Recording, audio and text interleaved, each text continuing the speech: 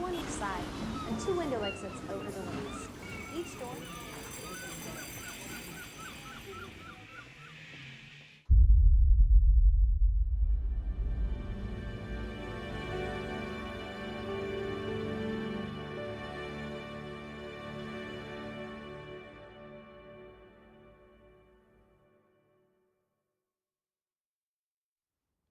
Jūsų akis pasižymi įdomią savybę, jos gali jūs apgauti. Pavyzdžiui, ką matote žiūrėdami į šį paveikslėlį? Iš tikro, čia pavaizduotos 2 moterys, sena ir jauna. Ne visi jas mato. Jei nematote, žiūrėkite, čia senos moters makras, o čia jaunos. Net jei nematote, jūs žinokite, kad jos tikrai nupieštos. Nemeluoju, juk aš krikščionis. Įdomu, ką matėte žiūrėdami į Jėzaus paveikslą Evangelijoje pagal Morkų. Nes žvelgiant į Jėzų, atsiskleidžia 2 jo tapatybės aspektai. 2 veidai matomi tuo pačiu metu. Jėzaus kaip žmogaus veidas ir dieviškasis Kristaus veidas. Ne visi iškart pastebi juos abu. Kai kurie iš mūsų, kaip ir mokiniai, spoksome į Jėzaus veidą ištisus metus, o matome tik žmogų. Visai kaip mokiniai Evangelijoje pagal Morkų. Galima praleisti daug laiko kartu su Jėzumi ir nepastebėti dieviškojo Kristaus veido. Ką mokiniai matė, žvelgdami į Jėzų? Jie matė mokslų neragavusi žmogų, kuris mokė kitaip nei kiti. Jie matė žmogų, kuris gydė neišgydomas ligas, kuris žodžiu gebėdavo suvaldyti gamtos jėgas. Žmogų, kuris uždėjęs ranką ant negyvėlės, prikėlė ją gyventi, kuris parodė valdžią atleisti nuodėmes. Jie matė Jėzų darantį visus šiuos darbus. Morkaus Evangelijos 4 skyriuje jie klausinėjo vienas kito, kas jis toks, ir vis tiek buvo akli. Neregėjo atsakymų, kuriuos Jėzus jiems pateikdavo. Morkaus Evangelijos 8 skyriuje Jėzus jais nepatenkintas. Jis sako, argi vis dar neišmanote ir nesuprantate, ir jūsų širdys vis dar užkietėjusios? Turite akis ir nematote, turite ausis ir negirdite? Jie savo akimis matė stulbinančius įvykius ir vis tiek nesuprato, kas yra Jėzus. Tai kas apskritai turi vilties? Kas gali išgydyti tokį aklumą? Tarsi atsakydamas į šį klausimą, Jėzus aklajam dovanoja regėjimą. Tačiau šis išgydymas unikalus. Tai vienintelis kartas, kai gydymas vyksta palaipsniui. Jie ateina į Betsaidą. Ten atveda pas Jėzų neregį ir prašo jį palytėti. Jis paėmė neregį už rankos ir nusivedė už kaimo. Ten spjovė jam į akis, uždėjo ant jo rankas ir paklausė, ar ką nors matai? Šis apsižvalgęs tarė, regiu žmonės, lyg kokius medžius matau juos vaikščiojančius. Jis vėl rankomis palietė jo akis ir liepė apsižvalgyti. Ir šis tapo sveikas ir viską aiškiai matė.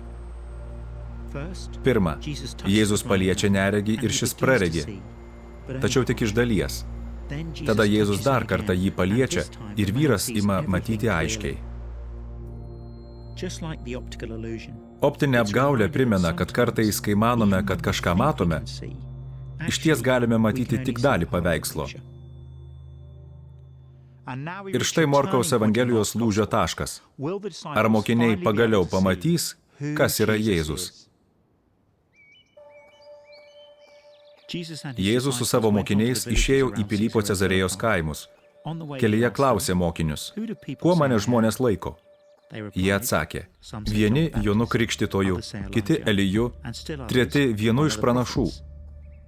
Tada jis paklausė, o jūs kuo mane laikote? Jėzus staiga užduoda jiems labai asmenišką klausimą. Tas pats klausimas labai asmeniškai užduodamas ir mums. Ar regime tik žmogišką į Jėzaus veidą? Ar matome ir dievišką jį? Kuo laikome Jėzų? Mokytoju? Gydytoju? Stebukladariu? Petras jam atsakė, tu esi Kristus. Pagaliau Petras praregėjo. Ar tikrai? Tada Jėzus griežtai sakė niekam apie jį nekalbėti. Jėzus žino, kad mokinių aklumas išgydytas tik iš dalies. Nors jie jau mato, kas Jėzus yra, tačiau nemato, kodėl jis atėjo, ar ką reiškia juos sekti. Štai kodėl Jėzus pradeda juos daugiau mokyti apie save. Tai lyg jų regėjimo gydymo pradžia. Jis pradėjo juos mokyti, jog žmogaus sūnus turės daug iškentėti, būti vyresniųjų, aukštųjų kunigų bei rašto žinovų atmestas, nužudytas ir po 3 dienų prisikelti. Štai ko Jėzus atėjo. Jis atėjo mirti ir prisikelti. Jėzus pats sako, kad jam teks mirti. Jis žino, kad tai vienintelis būdas, kaip nusidėjėliams gali būti sugrąžinta bendrystė su mylinčiu kūrėju. Ir štai Morkaus Evangelijoje įvyksta dar vienas proveržis. Petras suprato, kas yra Jėzus, bet ar supras, kodėl Jėzus atėjo? Tada Petras, pasivadinęs jį į šalį, ėmė jį drausti. Ir vėl kai kas labai asmeniško. Ar žvelgiame ne tik tai, kas Jėzus yra, bet ir kodėl jis atėjo? Ar suprantame, kokia rimta mūsų nuodėmė ir kaip mums reikia išgelbėjimo? O gal mus, kaip Petrą, vien nuo minties apie Jėzaus mirtį apima siaubas ir pasibjaurėjimas? Jei mes tokie kaip Petras, tai Jėzus mums tarė labai stiprius žodžius. Jėzus atsigręžęs pažiūrėjo į mokinius ir sudraudė Petrą. Eik šalin, šėtone, nes tu mąstai ne apie tai, kas Dievo, bet kas žmonių. Jei mąstome apie tai, kas žmonių, tada Jėzaus mirtis ant kryžiaus atrodo bevertė, tragiška ir silpna. Kita vertus, jei mąstome apie tai, kas Dievo, tai visoje žmonijos istorijoje nebuvo svarbesnės akimirkos nei ši. Nors ir nenusipelnėme nieko kito kaip tik pasmerkimo, ir nors Jėzus neprivalėjo mūsų gelbėti, visgi tai nuostabi meilė. Jėzus nusižemino ateidamas į žemę, tapdamas žmogumi, kentėdamas ir mirdamas už kiekvieną žmogų, kuris maištavo prieš jį visą gyvenimą. Jis mirė už nusidėjėlius, patirdamas bausmę, kurios nusipelnėme mes. Tik todėl galime mėgautis ryšiu su Dievu, bendryste, kuria ir buvome sukurti mėgautis per amžius. Tačiau mokiniai turėjo suprasti dar vieną dalyką, kad aiškiai viską matytų. Neužtenka matyti, kas yra Jėzus. Nepakanka matyti ir tai, kodėl jis atėjo. Kaip ir mokiniams, mums reikia pamatyti, ką reiškia juo sekti. Jėzus sako, kad jei esame jo sekėjai, darysime 2 dalykus. Išsižadėsime savęs ir pasiimsime savo kryžių.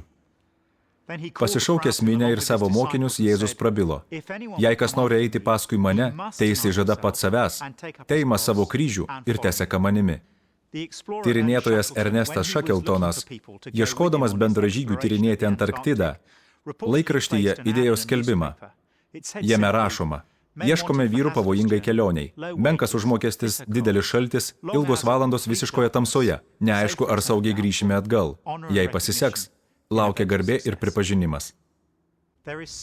Panašiai skamba ir Jėzaus kvietimas. Žinia tokia: ateik ir numirk. Sekti Jėzumi mums bus sunku. Gal teks atsisakyti tam tikrų pažinčių, karjeros, saugumo. Kai kuriuose pasaulio vietose netgi paguldyti gyvybę.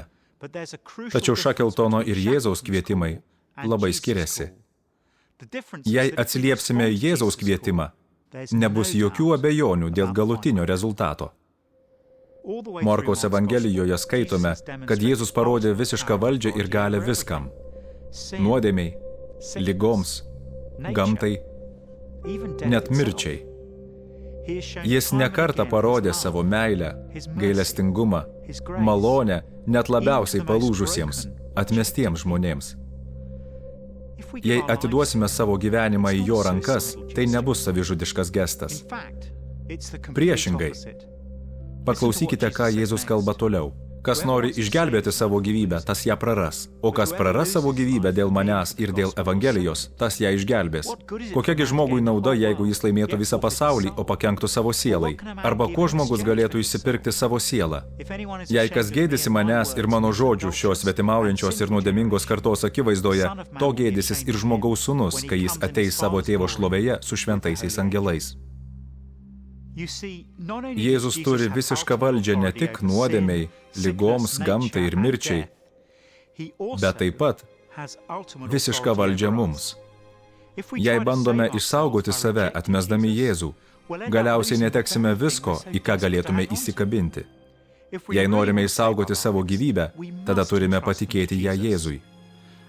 Ištyrinėję Morkaus Evangeliją, matome, kad galime pasikliauti Jėzumi. Tikras Kristaus sekėjas yra tas, kuris aiškiai mato, ką jam reikš sekti Jėzumi ir darys tai su džiaugsmu, žinodamas, jog Jėzus vertas kur kas daugiau. Jis daug daugiau nei draugystė, šeima ar karjera, daug daugiau nei pati gyvybė.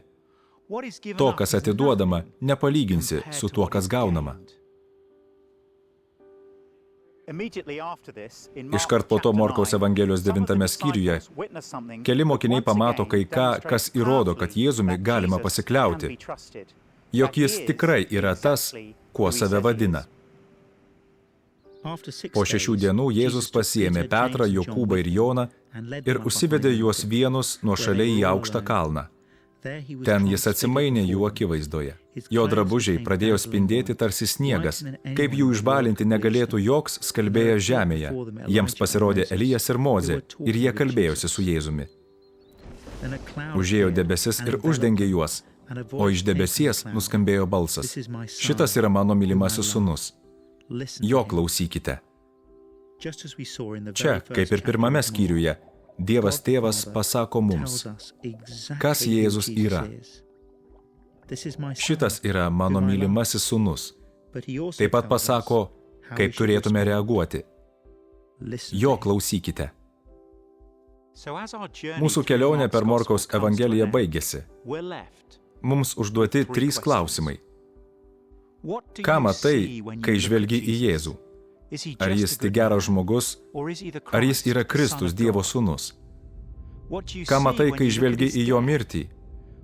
Ar tai tik tragiška jaunos gyvybės baigtis? O gal tai pagalba, išpirka už daugelį?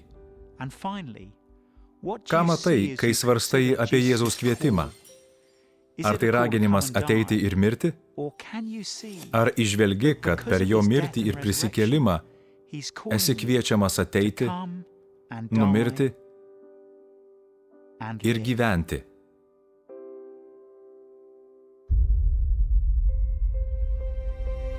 Išvertė Rūta Rušinskienė, įgarsinta Gerosios naujienos centro garso įrašų studijoje, įgarsino Raimundas Daugėla.